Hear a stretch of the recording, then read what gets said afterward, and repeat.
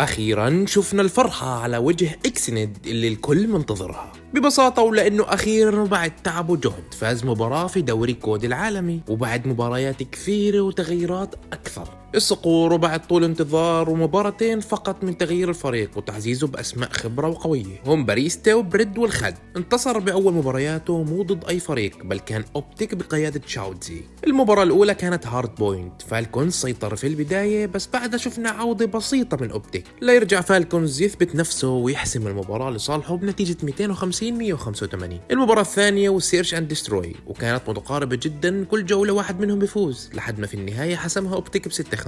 المباراة الثالثة وكنترول، وكمان مباراة متقاربة بس هالمرة الصقور بيحسموها بنتيجة 3-2. المباراة الرابعة وهارد بوينتس، فالكونز ما كان يمزح ودخل المباراة بس مركز على الفوز، وباكتساح وبدون أي تساهل حسم المباراة الأخيرة بنتيجة 250-112، ومعاها أكد انتصاره بنتيجة 3-1 ليسجل الفوز الأول في دوري كود العالمي. والأكيد إنه اللي جاي أفضل. تستاهل يا إكسند، تعبت ونلت.